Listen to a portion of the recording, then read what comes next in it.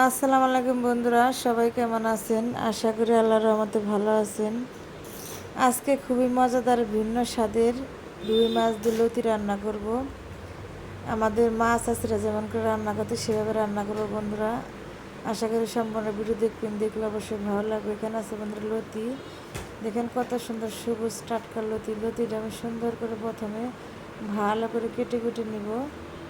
এই যে লতিটা আমি সুন্দর করে ভালো করে অফ ক্যামেরা আমি বন্ধুরা কেটে নিয়েছি। দেখে এই যে কত সুন্দর সবুজ লোহনীয় লাগতেছে বন্ধুরা। লতি রান্না করলে বন্ধুরা বাসায় তার কোনো কথাই নাই, সবাই একদম চেটে কুটে ভাত খায় লতি হলে। এখানে আমি সব কিছু নিয়েছি বন্ধুরা, নিয়েছি রুই মাছ, নিয়েছি লতি, মশলা নিয়েছি। এখন প্যানের মধ্যে দিয়ে দেবো তেল। তেলটা দিয়ে সুন্দর করে পেঁয়াজ কুচি কাঁচামরিচ কুচি দিয়ে দেবো। যেহেতু লতি রান্না আমাদের কাঁচামরিচ না দিলে খেতে ভালো লাগবে না। শুকনো মরিচের গুঁড়ো খালি দিলে শুধু জালকুটা একটা গন্ধ আসবে। লতির মধ্যে কাঁচামরিচ দিলে শুধু সুঘ্রাণ বের হবে আর খেতে অনেক টেস্ট হবে। দিয়ে আলতো হাতে আমি নেড়ে চেড়ে বাদামি কালার করে নিয়ে এখন আমার পেস্টটা ভাজা হয়ে গেছে। দিয়ে দেবো হলুদ গুঁড়ো, দিয়ে দেবো মরিচের গুঁড়া, দিয়ে দেবো ধনিয়ার গুঁড়া, দিয়ে দেবো বন্ধুরা আমি জিরা বাটা, আদা বাটা, পেঁয়াজ বাটা দিয়ে সুন্দর করে মশলাটা আমি কষিয়ে নিব। যে পর্যন্ত মশলাটা তেলটা উপরে বেশি না উঠবে আমি ঢাকনাতে রেখে দেবো বন্ধুরা মশলা কষানোর জন্য 10 মিনিট। এতে বন্ধুরা দেখেন মশলাটা তেলটা উপরে বেশি উঠছে, গ্রেভিটা ঘন হয়ে গেছে, একদম সুঘ্রাণ বের হচ্ছে মশলা দিয়ে। আমার মশলা কষানোটা হয়ে গেছে বন্ধুরা। আমি এখন দিয়ে দিব মাছটা দিয়ে আমি সুন্দর করে ভালো করে নেড়ে চেড়ে নেবো আলতো হাতে যেন ভেঙে না যায়। ছোটোবেলা দেখতাম আমার মাছ চাষিরা কেমন করে রান্না করে, সেভাবে আজকে রান্না করবো বন্ধুরা। মাছটা কষাইয়া তুলে নেয়, কিন্তু আজকে মাছটা কষাই আমি তুলে রাখবো না। আমার মাছ আজকে দেখতাম মাছটা সুন্দর করে কষিয়ে নিয়ে তারপরে এক সাইড করে দিয়ে সবজি দিয়ে দিত।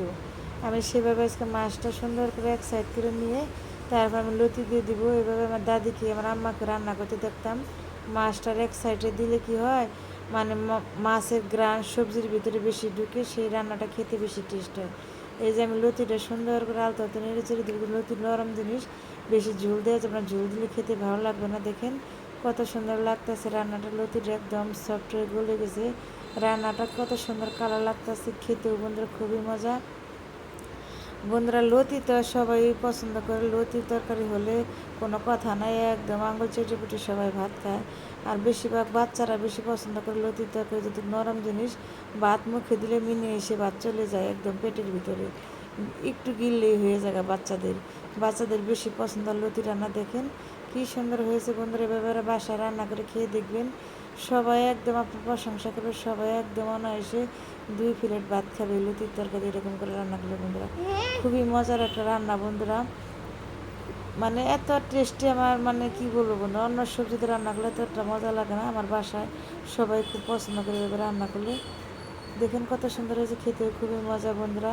যদি আমার রেসিপিটা আপনাদের কাছে ভালো লাগে বন্ধুরা, লাইক কমেন্ট করে সাবস্ক্রাইব করে পাশে থাকবেন বন্ধুরা। লাইক কমেন্ট করতে ভুলবেন না। সবাই সুস্থ থাকুন, ভালো থাকবেন, সবার জন্য শুভকামনা ও দোয়া রইল। আল্লাহ হাফিজ।